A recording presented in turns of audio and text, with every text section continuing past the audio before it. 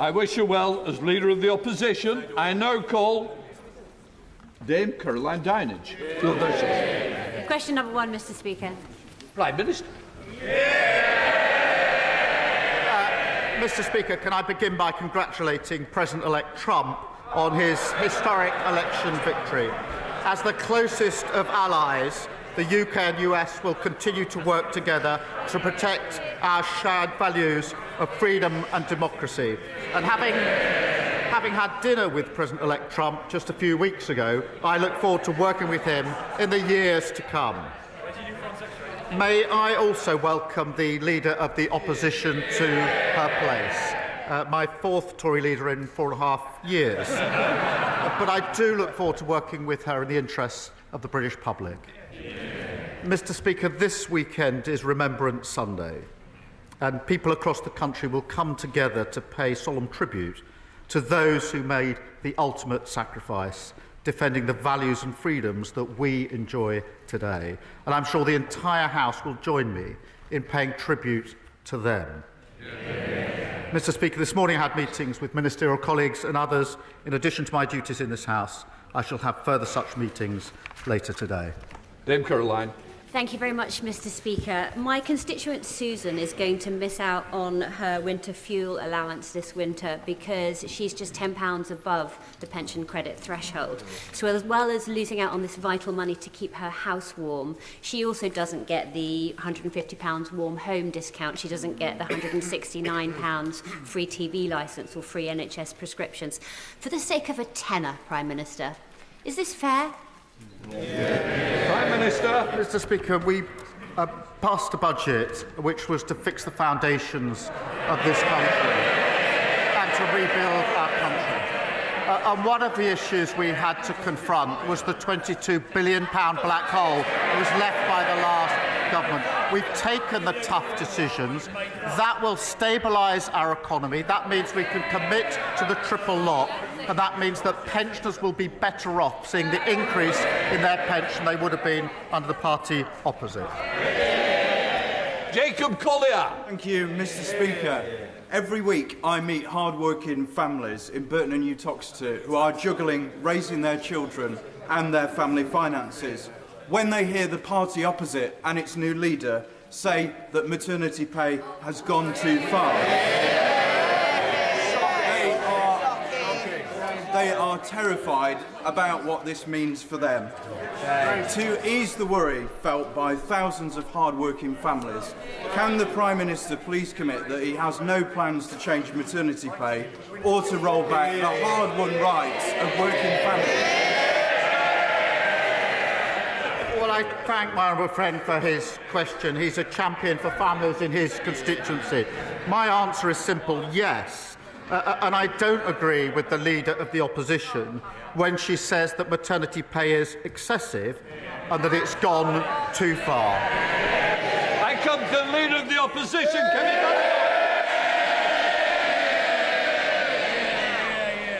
Badenoch. Mr. Speaker, can I thank the Prime Minister for his almost warm welcome? And can I also echo the comments that he has made? It is an immense privilege and the honour of my life to lead the Conservative Party. And I look forward to joining him at the Cenotaph this Remembrance Sunday. As Leader of His Majesty's Opposition, I will be taking a different approach to the last opposition by being a constructive opposition. And so I would like to start by congratulating President-elect Trump on his impressive victory this morning. The Prime Minister and the Foreign Secretary met him in September. Did the Foreign Secretary take that opportunity to apologise for making derogatory and scatological references, including, and I quote, Trump is not only a woman-hating, neo-Nazi sympathising sociopath, he is also a profound threat to the international order. And if he did not apologise, will the Prime Minister do so now on his behalf? Mr. Speaker, there will be many issues on which the Leader of the Opposition and I disagree, but there will be issues that do unite this House on national security and Ukraine, and I do look forward to working closely with her on that, and I will provide her with the information that she needs to discharge her duties. That's the right thing for the country, and it's far more important than party politics. And the Foreign Secretary and I did meet President-elect Trump just a few weeks ago for dinner for about a couple of hours, and we discussed a number of issues of global significance. It was a very constructive exercise. Mr. Speaker, the Prime Minister did not distance himself from the remarks made by the Foreign Secretary, and I'm very sure that President Trump will soon be calling to thank him for sending all of those North London Labour activists to campaign for his opponent. Given that most of his cabinet signed a motion to ban President Trump from addressing Parliament, will the Prime Minister show that he and his government can be more than student politicians by asking the Speaker to extend? Can they show that they can be more than student politicians? Order. Mr. Perkins, I don't need to anymore. Your voice carries, it's like mine, too loud. Thank you, Mr. Speaker. Will the Prime Minister show that he and his government can be more than student politicians by asking you, Mr. Speaker, to extend an invitation to President Trump to address Parliament on his next visit? Mr. Speaker, the Leader of the Opposition is giving a masterclass on student politics. Seriously, Mr. Speaker, we live in probably a more volatile world than we've lived in for many decades. It is absolutely crucial that we have a strong relationship, that strong special relationship forged in difficult circumstances between the US and the UK. We will continue to work, as we have done in the 4 months in government, on issues of security, our economy and global conflict. Mr. Speaker, he does not answer the questions, just read the lines the officials have prepared for him. It doesn't sound like he wants to invite President-elect Trump to Parliament. He needs to look after the special relationship. The US is our single biggest trade partner. Given the risk of increased tariffs on UK exports, which threaten our manufacturing sector, will the Prime Minister commit now to continue the negotiations on our free trade agreement with the US, which the Biden administration cancelled when they came into office? Prime Minister. Mr. Speaker, of course we will discuss issues of our economy with the President-elect, as we already have done. Economy, security and global conflict are issues of real significance that ought to unite this House.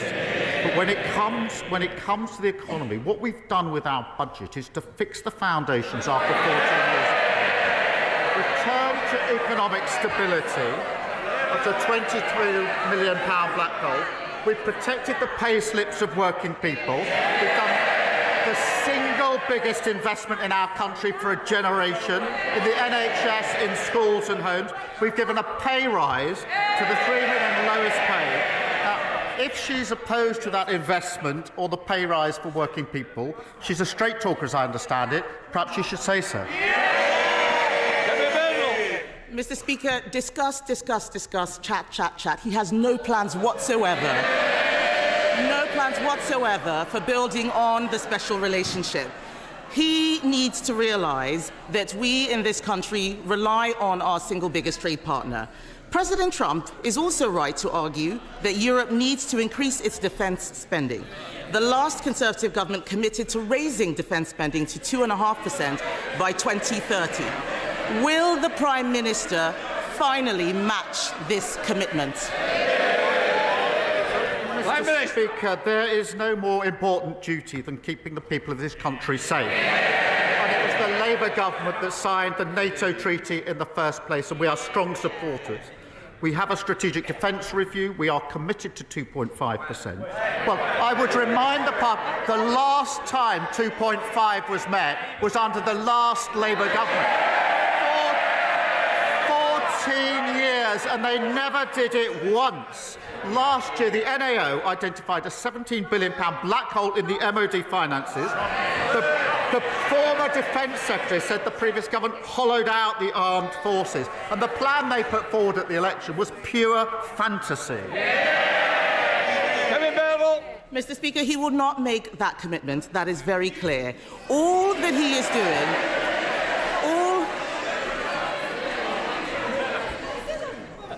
I'm going to hear the questions. If the people who don't want to hear it, they can leave now. Come on.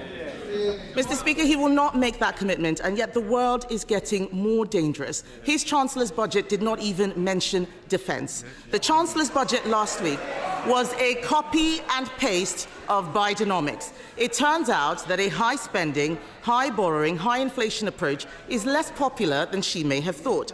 May I suggest he now urge her to change course, or is he determined to be a one-term leader? Prime Minister. The one thing I learned as Leader of the Opposition is it's a good idea to listen to what the government is actually saying. I think she just said that defence wasn't mentioned in the budget. It was 7 days ago that it was absolutely clear and central to the budget, as was economic growth.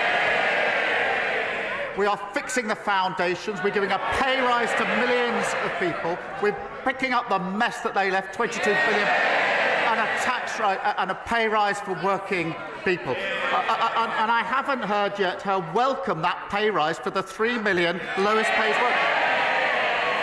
Does she now welcome it to stick to her previous policy that it's excessive? Kemi Badenoch. Mr. Speaker, I was the one who raised the minimum wage last year as Business Secretary. I have a strong record on this, but we need to make sure that we balance the books. His scripted lines are showing that he has not even listened to the budget himself. So I will try a different question. Perhaps he can give something that is unscripted to the people watching. Farmers across the United Kingdom... Mr. Speaker. Order! I don't need any help. Can I just say, if somebody wants to leave, I'll be helping them do that. I'm going to hear the question, and I certainly want to hear the answer as well. So please, let's have some courtesy. Mr. Speaker, we have heard him repeat the lines on the television, fixing the foundations and so on. But what does he say, over and over again, but what does he say to farmers who are facing uncertainty about their futures as a result of the increased taxes announced by the Chancellor? I am very clear that we would reverse Labour's cruel family farms tax. What can he say now to reassure the farming community, who provide security for the whole nation? Prime Minister. I'm happy to help the Leader of the Opposition. If she's going to complain about scripted answers, it's probably best not to read that from a script. What I will say about farmers is this.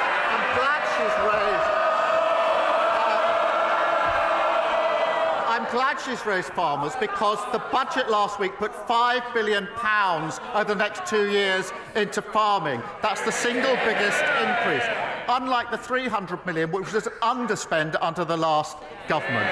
But when it comes to inheritance, the vast majority of farmers will be unaffected, as she well knows, as they well know. But that budget was about fixing the foundations, fixing the whole 22 billion that they left, and investing in the future of our country, investing in our NHS, investing in our schools, our hospitals and our homes. And I'm proud that that's the investment work. And if they oppose it, they should go out there and tell their constituents they're against that investment in the future of our country. That's the difference. A Labour government taking us forward. They're stuck in the past. Thank you, Mr. Speaker. I'm going to hear Matthew Patrick.